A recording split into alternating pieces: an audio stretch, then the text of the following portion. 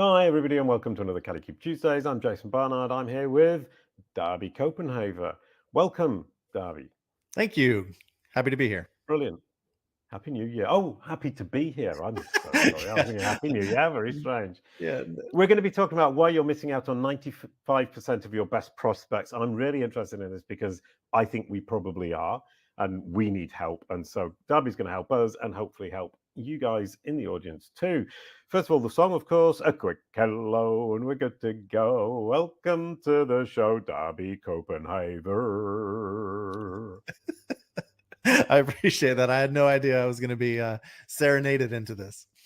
Wonderful. I'm glad you liked it, or I hope you liked it. So before we start talking about why we're missing out and how we're missing out on 95% of our best prospects, and I hope you're going to explain how we sort that out so that we don't miss out on 95% of our best prospects, I would like to show not your brand cert, but the generative AI results for you from ChatGPT.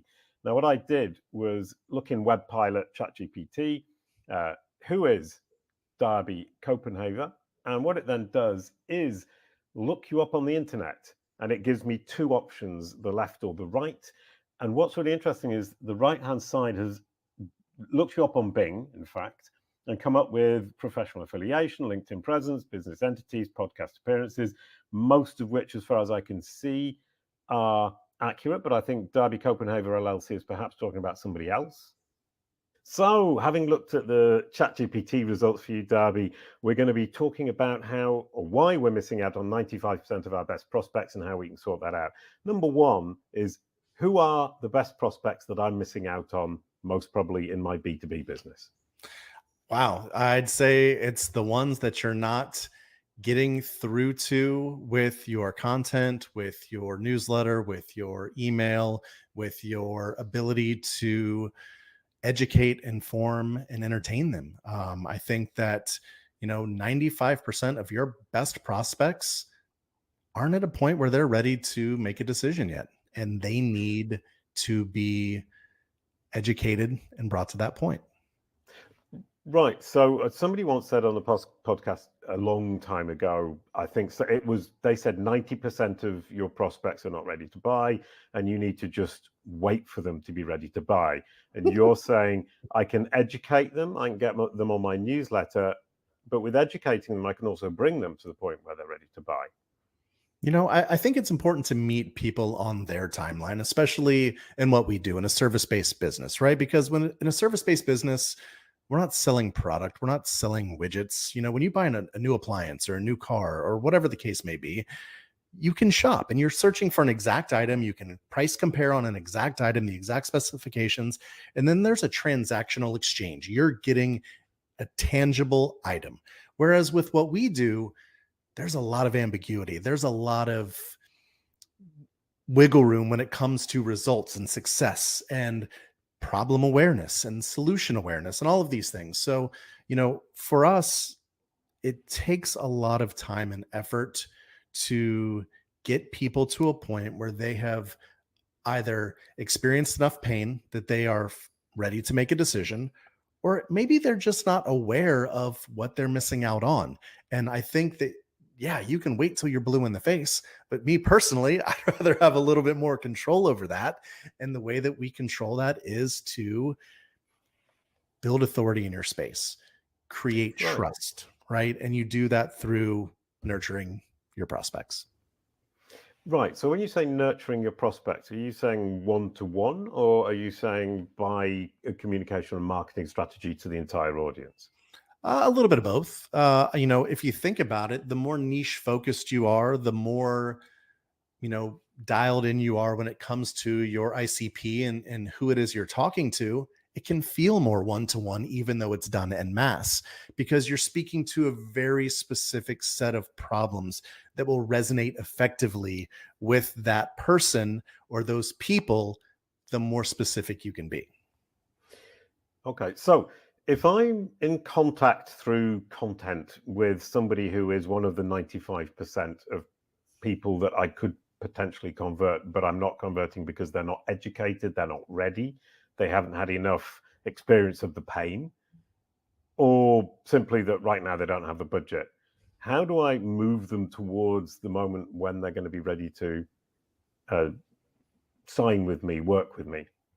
I think it's important that you demonstrate from the onset through your whatever points of contact that you have their best interest in mind. And that's through sharing of solutions. That is through educating them through the resources that you have. I think it's through providing free and abundant resources that can help them through their challenges today, just strictly through what it is you're able to provide and put out there to them. Right. And that brings me, you said free, abundant resources. Mm-hmm. And I think a lot of people are scared of sharing their information, their knowledge, their know-how, because they think if I share it, I won't then get the client. If I keep it to myself, I will get the client because I've got secrets. I mean, I think that there's so much out there to give. I'm not saying you have to give everything away, but I mean, for God's sake, there's a lot of noise in the marketplace, right? There's a million people that do what we do. There's a million people that do what you do. And I'm guessing a small percentage of them actually do it well. And there's probably a lot that do it well, but there's a lot that don't, let's be honest. But there's a lot of noise, and everybody is telling you how great they are and how wonderful they are at providing the solution that you need. But you have to build trust first and foremost. You have to have your prospects be aware of you, know, like, and trust you to get them to a point where they're ready to make a good decision. And if you're just waiting for that to happen, if you're not actively engaging them wherever they are, then you're missing out. Right. There are multiple questions that occur to me there. Number one is, as I'm educating them, how do I integrate know, like, and trust signals or information into the marketing materials I'm pushing out to them? That's a good question. I think it's simply, like we said before, at the risk of repeating myself, it's giving them the answers to the problems they have, giving them guidance to, the solutions to their struggles, showing them, hey, this is how you go about resolving some of these things on your own. Because here's the thing, when you solve a problem for someone, you're also creating another problem on the back end, right? Because as you work through solutions, as you work through challenges, as you grow and as you evolve, you're going to have a new host of challenges in front of you, a new set of problems to overcome. So if you're able to coach someone or guide someone or provide them with something that gets them through the challenges they have now, they're going to know who the person is or the people that they need to go to for that next set of challenges, because you've already proven yourself to be an effective strategist and someone that's there to help them through their struggles. Which is absolutely delightful. Then the question comes is, if I'm educating somebody tomorrow for a sale I might make in a year or 2 years down the line, how do I make money in the meantime? Well, it's a long tail approach, right? But, right. And I look at it this way. When I talk to agency owners and we talk about how we help people through these things, all of these things kind of work cohesively when it comes to paid ads, when it comes to email marketing, when it comes to content marketing. There are a small percentage of people that are ready now, and you can get them there, or you can just set up a communication or a dialogue to where you're able to continuously bring them on. And that's the problem. I think so many people are short-sighted in the sense that I need to solve these problems now. I've got all these, I need leads. My pipeline is empty. I have to fix this today or my business is going to die. But you're not looking forward to the long-term solution. And this is the long-term solution. And it takes a tremendous amount of time to do this. Us as an organization, for an example, Jason's had his podcast for 10 years, right? We've been producing YouTube content forever. And it's given us some consistency at this point. But so many people, I think, are so focused on the now that they lose sight of, if I'm not laying a foundation for this in the future, I'm going to be stuck in this hamster wheel forever. So you've got to dedicate the time and the effort to producing what is necessary today to yield results down the line. Right. So can we talk about hamster wheel versus flywheel? Okay. Right. So the hamster wheel is something that I think a lot of us get into, is daily desperately running to try to get the business in, get the money out, then get more money in to keep the whole thing going. And the flywheel approach for me would be what you're talking about, is spending 10 years building up a massive amount of content that informs and helps and educates the audience. And then does it become a natural process that people come towards you, and you no longer need to make any explicit intentional effort to pull people in? Absolutely not, right? There's still, Right. you still have to do those things to get new eyes and ears. And here's the thing, right? I don't know if life cycle is the right word, but you need to constantly be creating new awareness, right? Because just as we evolve, there are tons of people that we've been nurturing for. I'll give you a perfect example. When I jump on a triage call with a prospective client that's reached a point where they feel that they need help in getting through the plateau, or they've just gotten to a point where they don't feel that they can get to that next stage in their growth without help. There's just as many people, still behind in the cycle, right? So you have to constantly be bringing new awareness, new sets of eyes, new up and coming growers that need the 2 to 3 years that they're going to take before they're going to be ready. So it's just a life cycle. Right. So what we have is a funnel, the Correct. traditional funnel, top of funnel, middle funnel, bottom funnel, um, education, consideration, decision. Are you saying that from that funnel, 95% of the great prospects are actually leaking out? I would say 95% of the prospects are at a point where they're merely curious, right? I talk about this a lot with our But sorry, if we can come back just one moment, is you're saying just curious? That's the top of the funnel. People are getting information, they're gathering information, and what happens is that we forget them and we lose them because they're at the top of our funnel, but they're at the top of everybody else's funnel as well. And because we're not paying attention to them and taking care of them, they move to somebody else's funnel, and then we miss on the consideration and the decision moment. Well, and I think that, as with many things, you're maybe one of many on the radar, right? So they're in the top of a lot of funnels at that point because they're curious about solutions. So, how are they going to move down into that funnel is you've got to have something there to not only satisfy the curiosity, but then build on that education that's necessary to get them to a point where they have buying intent, not just buying curiosity. Right. And do you feel that you have to design your content for the specific steps in the funnel and intentionally draw people down the funnel with specific pieces of content? Absolutely. And I think that needs to revolve around the challenges that your ideal client typically faces, right? I know for us, we've got 8 or 10 very specific things that we know the majority of agency owners suffer from. So Hmm. what do? We create content around those very specific things because we're providing answers, we're providing solutions, but we're also being relatable, right? We're getting to a point where we're being viewed in that person's eyes as someone gets, understands, and has solutions to the challenges that they face. Okay. And what kind of content would you create for the consideration phase where they're looking at you versus your competitors? That must be a huge leakage when you're not creating the content that keeps them on your funnel.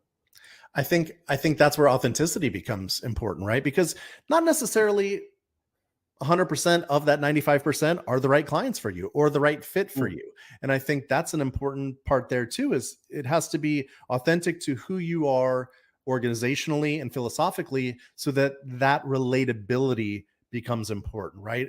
So, just because I have answers and resources to solutions, it doesn't necessarily mean that our path is agreeable to all of those prospects. So again, we're trying to filter those out, right? We're trying to narrow it down into where we're investing time and energy into the people that are our people.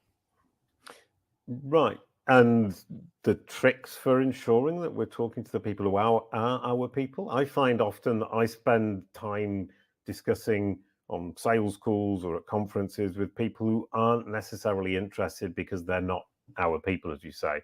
Is there a particular tactic or technique for maintaining the best contact with the best people who are most close to our perfect people? I think it's about maintaining integrity, right? Maintaining the integrity of what you believe and who you are as a person and what the core values of your organization are.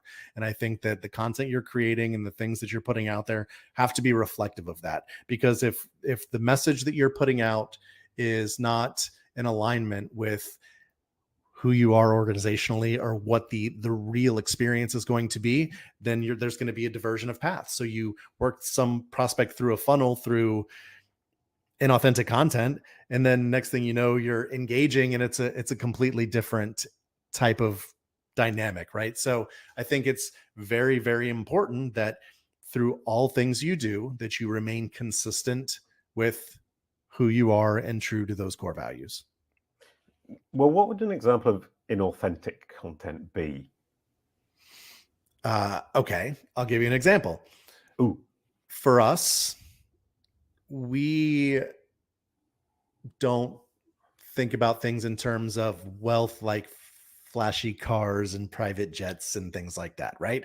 So you see a lot of people in the coaching space that is their MO, right? Photographs of them next to their expensive sports car or sipping champagne on their private jet on their way to the next conference. That's not us, and it never will be. So you would never see us producing any type of content that would relate to someone to where those things are important. I don't know if I'm saying this clearly, but so for us,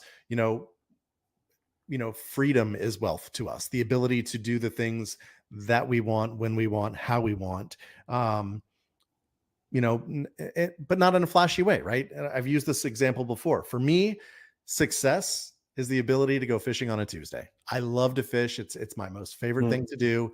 And the fact that I can just up and block my calendar on a Tuesday and go spend the day fishing virtually anytime I want, that to me is the pinnacle of success, because that is freedom. I still have obligations and I still have other things that I need to do, but I manage my time in a way that allows me to do that. So, I think that when we create content, not only personally, but professionally, that reflects that, and those are the things that we hold to be valuable and true, I think that will resonate with our ideal type of prospect and the type of people that agree with us on that. And then in addition to that, we're able to provide resources that help them through their challenges. It's a realistic connection. It's an authentic connection. Right. And you feel that by being authentic, naturally the right people will come to us. And then when we're on the sales call, there will be a meeting of minds, as it were, where they're looking for the solution that we're offering and they're expecting us to solve it in the way that makes sense to them. This sounds incredibly happy and lovely. I sometimes find people coming on calls who have unrealistic expectations despite all the material we've put out there. What can I do with those people?